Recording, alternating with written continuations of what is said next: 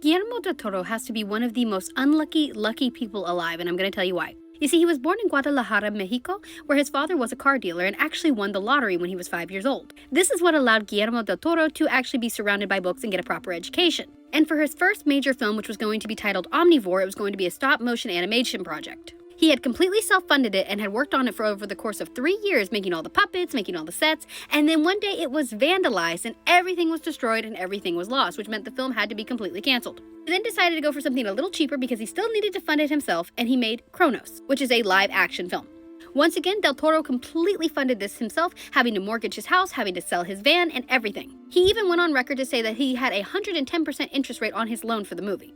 After he created the movie, though, he received no support from the Mexican government, and they didn't even try to distribute the film. So what did he do? He paid for himself to go to the Cannes Film Festival where it was finally screened. It was met with amazing reception and people loved it. And while he was there, he also met his good friend James Cameron, who would go on to have a lifelong friendship with. At one point, Del Toro was even living at Cameron's house where they supposedly had a, quote, domestic relationship. That was his words, not mine.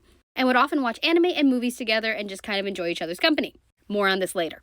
Despite this film being a critical success, it didn't make any money, and so he had to get a job. And what did he do? He started working as a VFX artist and a makeup artist for several years before finally getting his next big break. So 1997 rolls around, he gets his first big break, which is the movie Mimic.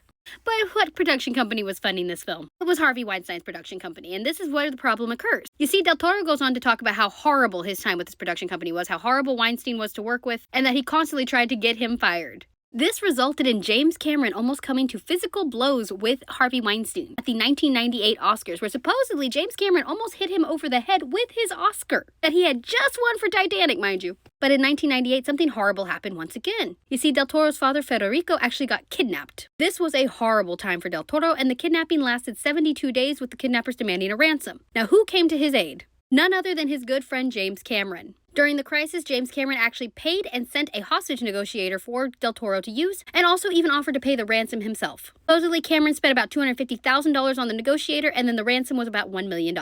Del Toro's father was successfully saved. He greatly credits Cameron's intervention for the actual rescue of his father, though he did want everyone to know that he later paid him back. Though after this, Del Toro did end up leaving Mexico and said it makes him sad as he feels that he is an involuntary exile from his own country. It's fine.